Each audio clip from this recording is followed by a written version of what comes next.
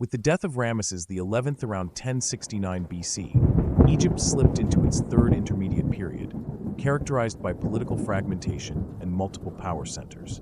Central authority weakened as the high priests of Amun at Thebes in Upper Egypt amassed real power, while in the Delta region, military families of Libyan descent, often referred to collectively as the Meshwesh or Libu, leveraged their command of mercenary troops to carve out their own dynastic fiefdoms. By the reign of Smendes I, Egypt was effectively divided. Smendes ruled from Tanis in the eastern delta, while the Theban high priest Herihor held sway over Upper Egypt under nominal royal titles. Over ensuing decades, Libyan chieftains such as Shoshenq I, founder of Dynasty 22, pressed their advantage. Shoshenq, himself of Meshwesh origin, married into the royal line and styled himself Great Chief of the Ma, adopting full pharaonic regalia and queenly titles for his consort to legitimize Libyan rule. Under the Libyan pharaohs, Shoshenq I, Osorkon I, Taklot I, and their successors, the Delta became the political heartland. They governed through a network of tribal chiefs from their own clans, appointing them as regional great chiefs to oversee the north. These appointees controlled local garrisons and administered temple estates, effectively creating semi-independent power bases. Meanwhile, Thebes remained under high priestly governance, with occasional cooperation or rivalry between the two centers. This dual structure fostered both stability and friction. The Libyan rulers sought to restore Egypt's prestige abroad.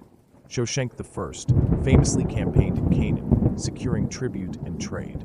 Yet the decentralization meant that provincial governors, often kinsmen of the pharaohs, began to act autonomously, fomenting dynastic splits and even rival claimants within the Libyan house itself. Culturally, the period saw a renaissance of artistic traditions. Temples at Bubastis and Tanis were rebuilt in classic Middle Kingdom styles, and Amun remained the chief deity in Thebes. Libyan pharaohs incorporated their tribal motifs, feathered headdresses, animal totems, into royal iconography, blending Egyptian and Libyan identities. By around 945 BC, the Libyan dynasties had firmly established themselves, but the seeds of fragmentation they sowed would re-emerge, setting the stage for the next upheaval. The southward push of Kushite rulers and the brief reunification of Egypt under Nubian kings. Beginning around 745 BC, a remarkable resurgence radiated north from Nubia as the kings of Kush crossed the First Cataract to assert control over Egypt. Pi, the founder of what later became known as the 25th Dynasty, conquered the Delta's fragmented polities, restoring centralized pharaonic rule under the worship of Amun. His victory stele depict him as a traditional Egyptian pharaoh, wearing the double crown, performing ritual offerings, and invoking Ma'at. Under Pi's successors, Shabaka, Shabitku, and Taharka, Kushite sovereignty reached its apogee. The Nubian pharaohs undertook grand building projects in both Upper and Lower Egypt. They restored the temples of Karnak and Luxor, erected new shrines at Gebel Barkal, and commissioned the massive enclosure temple of Amun in Jebel Barkal. Taharka even built at Memphis and Tanis, blending Nubian and Egyptian decorative motifs. Militarily, the Kushites repelled Assyrian incursions in the mid-8th century BC, demonstrating that the Nile kingdoms could still stand as a united front. Taharka's forces pushed into Syria, and Egyptian mercenary contingents served under his banner. Economically, control of Nubian gold mines and Upper Nile caravan routes enriched the royal coffers, funding temple endowments and lavish court ceremonies. Yet by 671 BC, Assyrian king Esarhaddon launched a massive invasion, sacking Thebes and forcing Taharka into retreat. Though briefly restored, Kushite rule in Egypt waned after 656 BC, when Taharka's successor, Tantamani, was decisively defeated. The departure of the 25th dynasty marked both the high-water mark of Nubian pharaonic restoration and the end of native dynastic continuity. Culturally, the Kushite interlude left a lasting imprint. The Nubian pharaohs' emphasis on Amun revitalized Theban religion, and their monumental statuary, characterized by fuller cheeks and distinctive crowns, survives in temples from Karnak to Napata. Their legacy underscores the dynamic interplay between Egypt and its southern neighbor, a period when Nubia not only adopted Egyptian forms but reimagined them, reaffirming the enduring vitality of pharaonic civilization even when its heartland lay under foreign rule. Following Taharka's expulsion, Egypt entered an era of Assyrian dominance. In 712 BC, Sargon II's forces penetrated the delta, extracting tribute from Necho I of Sais. Under Esarhaddon, Assyria directly governed Egypt. He installed garrisons in Memphis, imposed governors in the delta, and stationed an Assyrian viceroy at Thebes. Thebes, though sacked, remained a symbolic center. Local nobles continued cultic activities under watchful Assyrian oversight.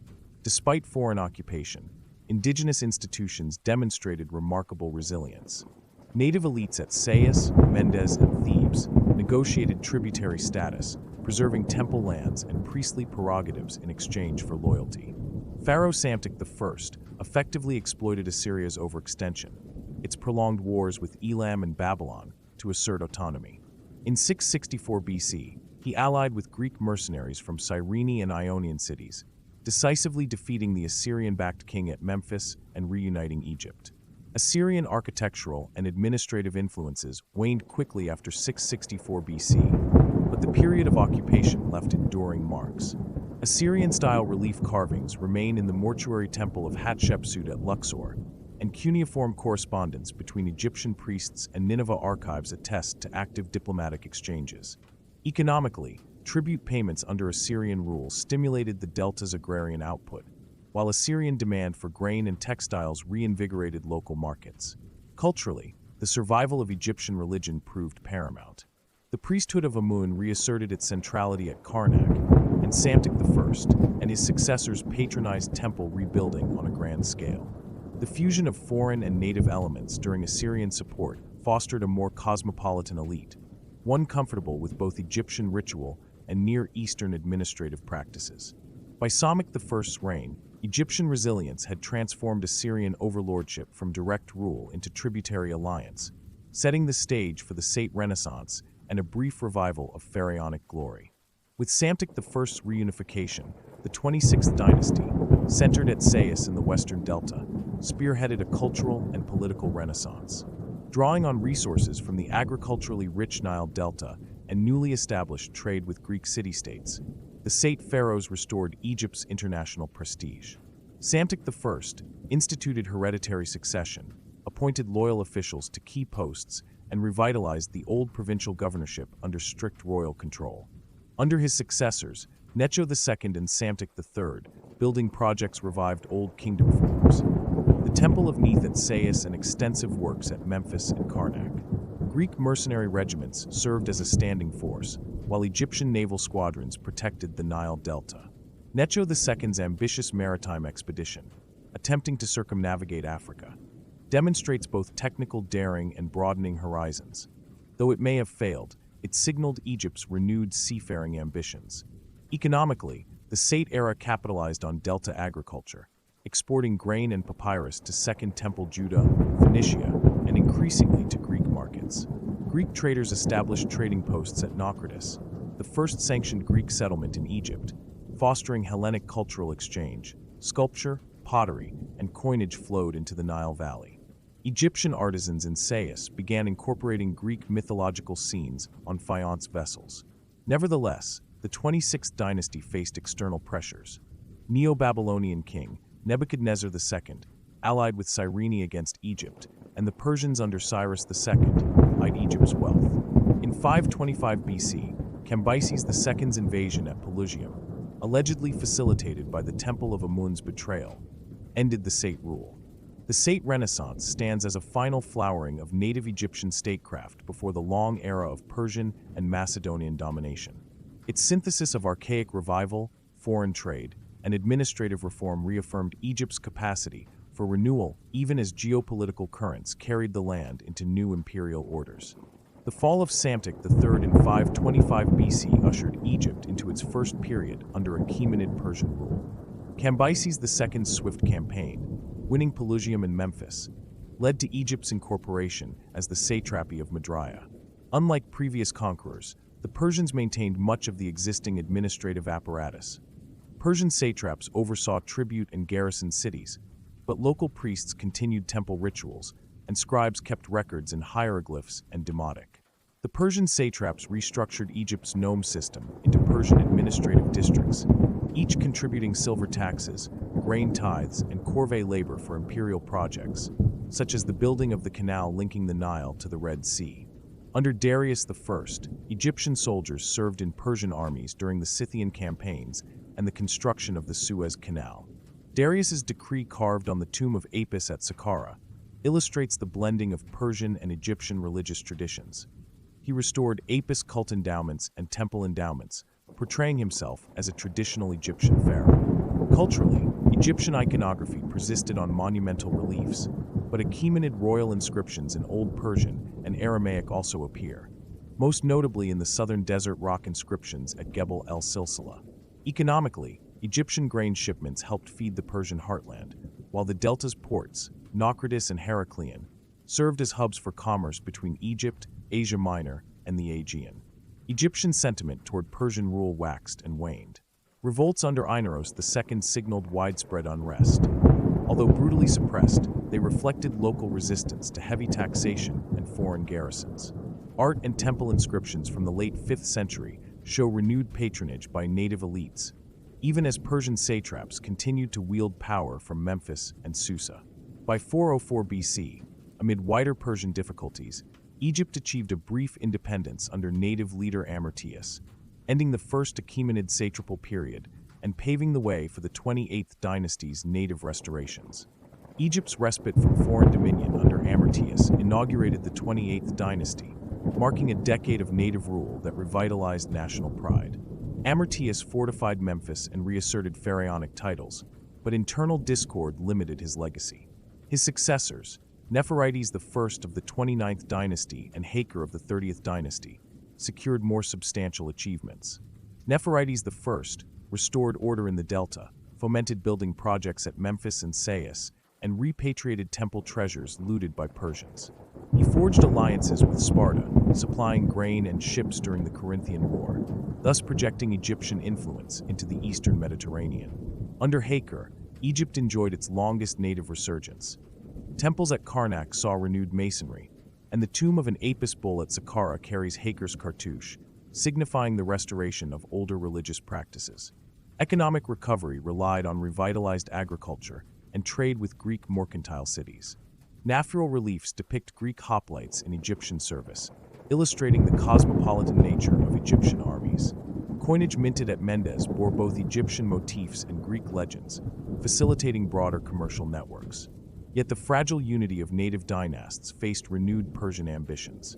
Artaxerxes III launched a successful invasion in 343 BC, swiftly capturing Egypt and reinstalling Persian satraps. The 31st dynasty under Artaxerxes III thus extinguished Egypt's final native dynastic continuity before Alexander's arrival. The 28th to 30th dynasties stand as testament to Egypt's enduring drive for self-rule. Their temples, diplomatic ventures, and cultural interchanges with Greece illustrate a dynamic moment of revival that bridged classical Greek and Egyptian worlds, even as the tides of empire inexorably returned. In 343 BC, Artaxerxes III's reconquest reinstated Egypt as a satrapy of the Achaemenid Empire, a second Persian period lasting until Alexander's invasion. Persian administrators, based primarily in Memphis and later in Babylon, imposed tribute demands that strained Egypt's economy. Satraps such as Pharnabazus and Artaxerxes IV's appointees governed alongside nomarchs who retained local influence. This interval saw increased militarization. Persian garrisons manned key delta forts like Mendes and Bubastis, while Egyptian levies supplied archers and charioteers for Persian campaigns against Phoenicia and Cyprus. Persian imperial inscriptions, notably the relief at Babi at El Hagar commemorating a canal project, attest to continued infrastructural investment, yet local temples faced periodic expropriation of revenues. Pharnabazus, a prominent satrap of neighboring Kuria, played a pivotal role in Persian-Egyptian affairs. His naval forces briefly supported Persian defenses during rebellions led by Nectanebo II. Although ultimately unsuccessful, these uprisings reveal both persistent Egyptian resistance and the strategic importance Persia placed on maintaining control of the Nile Valley. Cultural life under Pharnabazus and other satraps remained eclectic. Temples continued traditional rituals, but Greek mercenaries and administrators introduced Hellenic customs, dramatic performances, gymnasia, and coinage models into Egyptian cities. The Delta's ports saw renewed Greek immigration, setting the stage for the Ptolemaic period's deeper fusion of Greek and Egyptian traditions.